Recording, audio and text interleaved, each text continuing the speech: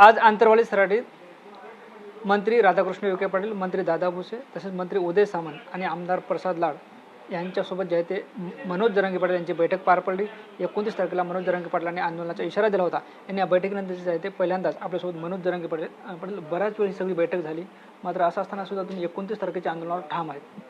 नाही, मग निर्णायक शब्दाचा अर्थ काय असतो हे वेळेप्रसंगी समजून घेतलं पाहिजे आपण. त्यामुळं मी जे आता आणि माझ्या मराठा समाजानं आम्ही दोघांना जो निर्णायक आंदोलन शब्द वापरला आहे त्याच्यात कृती पाहिजे, अंमलबजावण्या पाहिजेत. यांनी जे GR काढलेत हैदराबाद गॅझेटेडचे ते प्रमाणपत्र कसे देणार, त्याची अंमलबजावणी झाली का, झाली तर प्रमाणपत्र कमून आहेत, व्हॅलिडिटी कशा देणार तर त्याचे काय अधिकाऱ्यांचं म्हणणं आहे, SOPत काय बदल करायचा आहे, अधिकाऱ्यांच्या म्हणण्यानंच करा ना. आम्ही सांगायचं पुन्हा ते चुकलं म्हणायचं, बार आमचे वर्षानुवर्षे त्याच्यातच वाया घालायचे.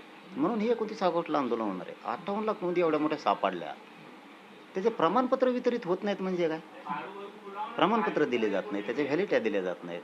ती प्रक्रिया सुरू करायला पाहिजे ना त्यांनी, त्याशिवाय माघार कशी होईल. मग केसेसपासूनचे सातारा संस्थान, कोल्हापूरचा गॅझेटचा विषय, हे सगळे विषयाचे GR काढून अंमलबजावणी घेणार आहे. अंतिम निर्णायक शेवटचं आंदोलन म्हणजे मराठा समाजाच्या पदरात त्यांच्या लेकराबाळाच्या सुखासाठी, कल्याणासाठी सगळे विषय, सारथीपासूनचे, महामंडळापासूनचे, EWS CCBCच्या निवडीपासूनचे, केसेसपासूनचे, बलिदान गेलेल्या कुटुंबापासूनचे विषय, आता GR काढलेल्याचा जो OBCच्या सोयी सवलतीचा आहे तिथपासून मराठा मंत्रालयाच्या विषयापर्यंत हे सगळे विषय मार्गी काढायचे. त्याशिवाय माघार फिगार नसते ना. आता असं होत नसतं, चर्चान सकारात्मकन झालं, अमकन झालं तमकं असं नसतं. आता फक्त आता मराठा समाजाला माझं आव्हान आहे, आपल्याला घरं सोडायला लागते, त्याशिवाय पिढ्यांना पारचं लेकराबाळाचं आयुष्याचं कल्याण होणार. अख्खा महाराष्ट्र कानाकोपऱ्यातल्या मराठ्यांनी शेवटच्या या लढ्यात साक्षीदार होऊन आपल्या समाजाच्या लेकराचं कल्याण करायचंय, बाहेर पडायचंय. दुसरं की ज्यांनी नोंदी असून सुद्धा त्यांना प्रमाणपत्र दिलं नाही, त्यांनी अर्ज करा आणि एक झेरॉक्स इकडं पण अंतरवलीला 28 ऑगस्टला घेऊन या, कारण ते आज आपण सगळे अर्ज जमा करतो.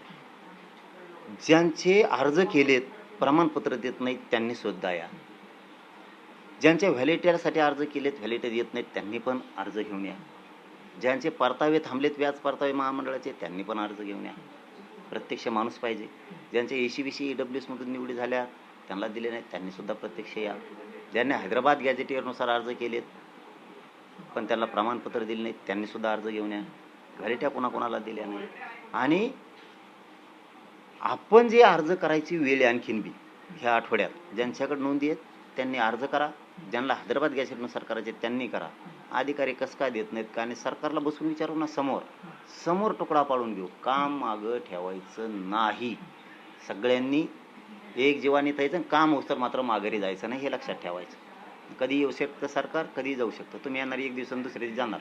आम्ही अर्ज 28ला घेणार आहेत पोरं, 29 पासून सरकार येईल, निवांत बसून राहायचं. 50 बाऱ्या सांगायचं नाही मग व्हॅलिडिटी झाली नाही, मला प्रमाणपत्र दिलं नाही, आणि मग तेच म्हणतोय ना मी सुद्धा, द्यानात म्हणून आपण आपले अर्ज घेऊन या, नंतर बोंबलायचं नाही. हे मात्र विषय लक्षात ठेवा. महाराष्ट्रातल्या कानाकोपऱ्यातला किती लांब मराठा असू, त्याचं जर नोंद सापडलेलं असून प्रमाणपत्र दिलं नाही, ते अंतरवलीत आलाच पाहिजे अर्ज घेऊन. महाराष्ट्रातल्या कोणत्या कोपऱ्यातला असो, विदर्भ असो, खानदेश असो, मराठवाडा असो, कोकण असो, पश्चिम महाराष्ट्र असो, हे तुमची इथंही 8-10 दिवस बसल्यामुळं पिढ्यांना पारचं कल्याण होणार आहे. त्यामुळं कोणाची नोंदी प्रमाणपत्र देत नाहीत त्यांनी इथं या, व्हॅलिडिटी कोणाची देत नाहीत त्यांनी इथं यावं. प्रत्यक्ष कोणाचे परतावे दिले नाहीत, कोणाला सारथीमार्फत योजना लागू केली नाही, कोणाची शिष्यवृत्ती थांबली, कोणाच्या निवडी झाल्यात, कोणाला नियुक्त्या दिल्या नाहीत, या सगळ्या पोरांनी यायचं. फक्त ACBC EWS मधल्याच पोरांनी यायचं, दुसऱ्यांनी नाही. तर बरे, मग आजच्या बैठकीचा फायदा काय? आपल्याला काय माहिती, आपल्याला काय नाही, आपल्याला काय, आपण आपलं कसं आहे, आपल्याला सगळ्या शेवटचा निर्णय करायचा म्हणल्याच्या नंतर अंमलबजावण्या पाहिजे. अंमलबजावणी नाही म्हणलं तर आंदोलन 29 होणार आणि खूप मोठं होणार. तुम्ही किती दिवस मराठी येड्यात काढता तुम्हाला दिसल. मराठी काय चीज येते ते आता ते सरकारचा विषय, ते आले चर्चा केली, मी पण केली, विषय संपला. आंदोलन होणार आणि इतकं भयानक होणार की ते अंमलबजावणीशिवाय थांबत नाही. सगळे GR घेणार मी, सातारा संस्थांपासून सगळे, कोल्हापूर सहित सगळे, औंध पुणे काय ठेवत नाही. वाटतं 28 तारखेपर्यंत सरकार या मागण्याची दखल घेईल? नका घ्या ना, माझं प्रामाणिक कर्तव्य, मी समाजासाठी लढतो, मी लढू शकतो, द्यायचं त्यांच्या हातात. मी माझा प्रामाणिकपणा इमानदारी सोडली नाही ना. मी समाजासोबत आहे, कायम राहणारे, दगाफटका समाजाशी कधी करणार नाही. मी त्यांना मागण्या सांगितल्यात, त्यांनाही मागण्या माहिती आहेत आणि ते करत नाहीत म्हणूनच आंदोलन आहे करण्यासाठीच. मग मराठा घराघरातला बाहेर पडला पाहिजे तरच होईल, असं होत नसतं. शक्ती कमी पडू द्यायची नाही, एकजूट कधीच कमी पडू द्यायची नाही. आपण आपल्या ताकदीनं संघर्ष करत राहायचा आहे, जे मी करतोय. सरकार देईल नाही देईल त्या आशेवर मी बसत नाही. मला माझ्या समाजावर आत्मविश्वास आहे, माझ्या स्वतःवर आत्मविश्वास आहे की आम्ही लढवून मिळू शकतो. कोणी मरायचं नाही, जाळपोळ धिंगाणा करायचा नाही, कोणी आत्महत्या फेत्महत्या करायचं नाही, लढायचं. मरायचं नाही आत्महत्या करून अजिबात एकानं सुद्धा. इतकं कणखरं ताठरं वागायचं. उठलं की किक मारली का अंतरवाली. नोकरदार वर्ग आहे, भेटी देऊन वापस जा. राजकारणी वर्ग आहे, भेटी देऊन वापस जा, पुन्हा या. आपल्यातलं व्यावसायिक वर्ग आहे, भेट द्या, पुन्हा वापस जा, पुन्हा या. शेतकरी वर्ग आहे, काम बुडलं तर हरकत नाही, 4-4 दिवस 8-8 दिवस 10-10 दिवस बसून राहायचं. काम असेल तर यायचं जायचं, पुन्हा पुन्हा यायचं, पुन्हा जायचं, हमेशा यायचं जायचं. मराठ्यांची गाडी घरात राहता एवढ्या वेळेस कामा नाही. हो, पिढ्याना पारचं लेकराचं कल्याण करायचं आहे. ह्या निर्णायक शेवटच्या विजय आंदोलनात सगळ्यांनी साक्षीदार व्हायचं. मागं राहायचं नाही, घरी राहायचं नाही, काम सांगायचं नाही, नोकरी सांगायचं नाही, व्यवसाय सांगायचा नाही, काही घराने सांगायचं नाही. ज्याला काम आहे त्याने भेट द्यायचं, पुन्हा जायचं, पुन्हा वापस यायचं. सारखं इकडं अंतरवालीतच ये जा करायची. मग असंही केलं तरी चालतंय. सगळ्यांनीच 29लाच गर्दी करण्यापेक्षाही 30ला काही या, 31ला काही या, 1-2ला या, काय फरक पडतो. याचा अर्थ काय 29ला येऊ नका असं नाही, होत राहील की कंटिन्यू टिकवायचं. ताकद कमी पडू द्यायची नाही, रोज यायचं, रोज जायचं. 29 ऑगस्ट 2023ला तुम्ही अंतर्गत आंदोलन सुरू केलं होतं, उपोषण सुरू केलं होतं. त्यानंतर 1-2 तारखेला लाठीचार्ज झाला होता. आता पुन्हा तुम्ही 29 तारखेला हे सगळं उपोषण करताय. या पूर्ण जे आहे ते प्रक्रिया आता 3 वर्षे पूर्ण होत आहे. जवळपास 15च्या वर उपोषण आंदोलन झाले. मग सरकार का परीक्षा पाहते? तेच प्रश्न ह्यावेळेस विचारला आपण त्यांना. का असं करताय? जे आर काढला ना, खोटा काढला का? काढला असं तर मान्य करा, खोटा काढला. नाही काढला तर प्रमाणपत्र कमवून नाही, विचारलं नाही तुमच्या समोर. जर तुम्ही हैदराबाद जे आरचा खरा जे आर काढला गॅजेटचा हैदराबादचा, प्रमाणपत्र वाटप करून, आणि प्रमाणपत्र वाटप केलं तर व्हॅलिटी कशामुळे नाही? कशामुळे नाही व्हॅलिटी? आपण त्यांना तोंडावरच विचारलं ना. नोंदी देताय तुम्ही, शोधल्यात 58 लाख, प्रमाणपत्र का देत नाही? त्यांना कमी करायच्या होत्या. डाव कसा उधळून लावला मी आज. त्यांना त्या नोंदी कमी करायच्या होत्या. कुठं 76चं आणि 75चं ते दाखायलेत. त्याचा काय संबंध आहे? त्यामुळे मीडियात कबूल करून घेतलं ज्यांनी नोंदी शोधल्या शिंदे साहेब समितीकडून. ते म्हणले नोंदी जुन्यात, पण आम्ही 58 लाख नव्यानं शोधल्या. मग ते आता नंतर बदलत त्याला आम्ही काय करणार? यांना हीच डाव होता यांचा. एवढेच यांनी जेवढे दिलेत का 20 का 22 लाख का 14 लाख, एवढेच द्यायचे होते यांना. आता याच्या पुढचे 58 लाख द्यायचे नव्हते, डाव होता यांचा. पण उदय सामंत साहेबांच्या हातात पलीकडून आणखीन एक प्रोसिडिंग आली, त्यांनी पुढे केली. विखे पाटलांना बोलताच आहे ना, ते घुसायचं बघत येत. जुने चेतन, आमके चेतन, तमके चेतन, जुने दिलेल्याचे शोधायचं काय संबंध आहे त्याच्यात? नवीन नोंदी शोधल्यात त्यांच्या, ते वाटप करा.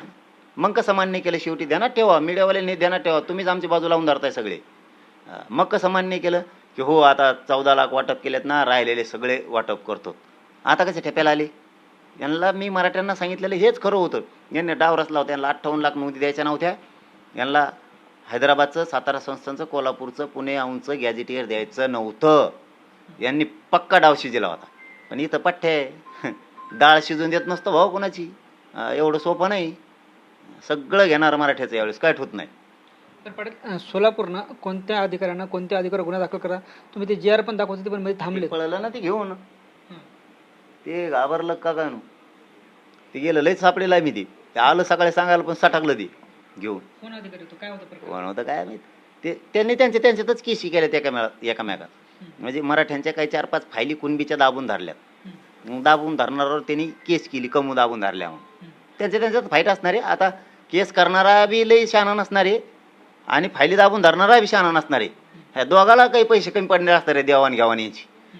म्हणून आता हे देत नसते, किंवा मग हे ज्यांनी केस केली तेव्हा जास्त मागत असताना असं काहीतरी असणार आहे. जरी आता कोणी बाजू स्वतःचीच पटून सांगत असतं, पण आता मी बी 3 वर्ष झालं याच्यात, हे मला चांगलं माहिती आहे की हे असंच असणार आहे काहीतरी. त्यामुळे मग यांनी त्याच्यावर मराठ्यांची सहानुभूती मिळावं म्हणून केस केली असं. मराठीला वाटावं केस केले राव, लय चांगला अधिकारी दिसतोय. एखाद्या त्याचाही डाव असू शकतो, किंवा केस करणारा पण खरा असू शकतो, हे पण दोषी असू शकतात, काही असू शकतं ते.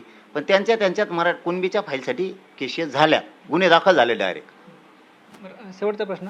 पाटील आता 29च्या आंदोलनावर ठाम आहेत. आणि मग ठाम म्हणजे काय, आता त्यांच्या समोर सांगितलं तुम्ही द्या मला 58 लाख नोंदीचे कुणबी प्रमाणपत्रच पाहिजे. ज्यांनी व्हॅलिडिटीला अर्ज केले त्या व्हॅलिडिट्याच पाहिजेत. अधिकारी मालक झाला काय तुमचा, व्हॅलिडिटी कसं काय देत नाही? आम्ही ओबीसीचं कुठं मागतोय, आमच्या नोंदी मागतोय, त्यांचा 5% सुद्धा आम्हाला द्या म्हणत नाहीत आम्ही. या सुट्टी नाही. गॅजेटचा GR तुम्ही काढला ना, मग तो खरा काढा का खोटा काढा का आम्हाला ना दिलावलो सांगा. नाही खरा काढा, खरा काढा तर प्रमाणपत्र कम नाही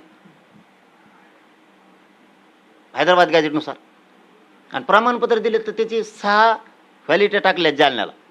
का देत नाहीत, का देत नाहीत? अधिकाऱ्यांना सुद्धा जात पडताळणीचा फोन लावला होता, का देत नाहीत त्यांच्या समोरच.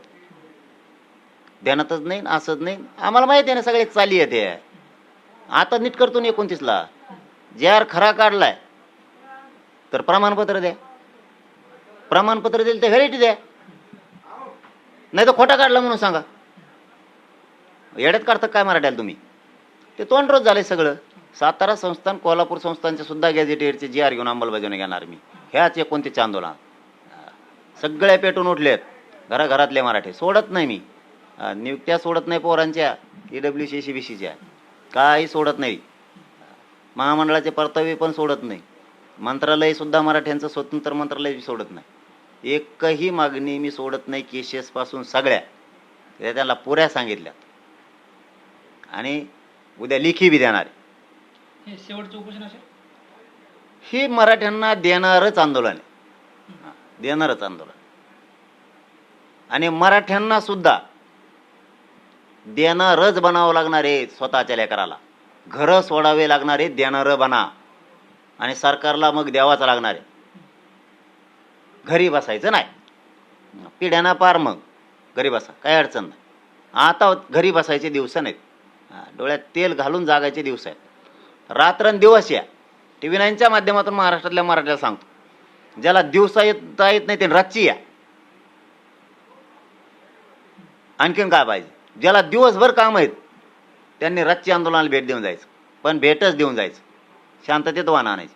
ज्याला रात्रीच्याला वेळ मिळणार नाही त्यांनी दिवसा भेट देऊन जायचं. जोवर आंदोलन सुरू आहे तोवर सारखं यायचं. शेतकऱ्यांना जर दिवसा काम असेल तर त्यांनी रातची भेटी द्यायच्या. हो, जागायचं लेकरासाठी, रातपाट जागायचं स्वतःच्या लेकराच्या कल्याण. एवढी मुभा दिली मी ह्या आंदोलन समाजाला. तुम्हाला जशी सुट्टी असेल तसं या. नोकरदार वर्ग आहे, दिवसा येतात नाही रातची भेट देऊन जा. व्यावसायिक वर्ग आहे, राजकारणी वर्ग आहे, तुम्हाला दिवसा येतात नाही रातची भेट देऊन जा. आणि ज्यांना रात्रीच्याला शक्य नाही त्यांनी दिवसभर या. काही पोरांना ज्यांना शक्य आहे माणसाला सुद्धा त्यांनी इथंच मुक्कामी राहा. पुरा आंदोलनाचा तुकडा पडसर हलायचंच नाही. ज्यांना काम आहेत त्यांनी ये जा करा, नाही तर काल गेलतो मग आता काय करायचं, पुन्हा परदेशी काम करून ये. हे कंटिन्यू महाराष्ट्रातल्या मराठ्यांनी ठेवायचं. मुंबई पुण्याला असणाऱ्या मराठ्यांनी सुद्धा नोकरीला व्यवसायाला गेलेल्यांनी कोणी गैरहजर राहायचं नाही. यावेळेस तुमच्याच लेकराचं कल्याण होणार आहे तुम्ही आल्यामुळं. या काही 29ला या, काय 30ला या, काय 31ला या, असं काय नाही 29ला जेव्हा म्हणून, त्याची बी काही अडचण नाही. जसं वेळ मिळेल तसं या. पण याचा अर्थ असा नाही की 29ला येऊ नका असं म्हणणं नाही. 29ला आलेले पुन्हा पुन्हा या. जे कधीच आले नाहीत आंदोलनात त्यांनी साक्षीदार व्हा. आता निश्चित आपण बघतो आपल्यासोबत मनोज जरांगे पाटील होते. सरकारचं शिष्टमंडळ आणि जरांगे पाटलात चर्चा झाली, मात्र या चर्चेतून काहीही साध्य झालं नाही. मनोज जरांगे पाटील जे ते 29 तारखेच्या उपोषणावर ठाम आहेत आणि हे आंदोलन आहे, हे उपोषण जे ते निर्णायक होणार आहे. सरकारला काही साध्य झालं नाही. ते आले असते घुमून बघावं, सकारात्मक चर्चा करून बघावं, का तर डोकं लावावं. हाताला काही लागलं नाही. आता हे निर्णायक आंदोलन हाताला लागून देत नसतो. मला मराठा समाजाची गरज आहे. मंत्री या सगळ्या चर्चेतून उपोषण मोडीत करण्यात डाव होता का? असू शकतो. त्याला काय बोलायचं काही द्यायचं नाही. देऊ 15 दिवसांनी, देऊ 8 दिवसांनी, असं काहीतरी का पाहण्याच्या असं होत नसतं. आता ते दिवस संपले. आता 3 वर्ष विश्वास ठेवला तुमच्यावर, डाव उधळूनच लावणार. सरकारच्या काही हाताला लागलं नाही. त्यांना वाटलं असं याला घुमून बघा, घुमाय सोपं आहे. जातीचं देतो वाटोळ करून आणि तुम्हाला बसतो काय जवळ घेऊन, नाही चालत. ते होत नाही ते आता. आणि मराठा म्हणून तर माझ्या संघ आहे. मी समाजासोबत आहे, मंत्र्यांसोबत, सरकारसोबत मी नाही. निश्चित आपण बघतो आपल्यासोबत मनोज जरांगे पाटील होते, ज्यांनी आपल्या संवाद साधला आणि 29 तारखेचं उपोषण जे आहे ते निर्णायक होणार, मराठ्यासाठी विजयी आरक्षणाचं उपोषण होणार असा सुद्धा आशावाद जरांगे पाटलांनी व्यक्त केला आहे. कॅमेरा पर्सन अर्जुन पवारसह ज्ञानेश्वर लोंढे, TV9 मराठी, आंतरवलीसाठी जालना.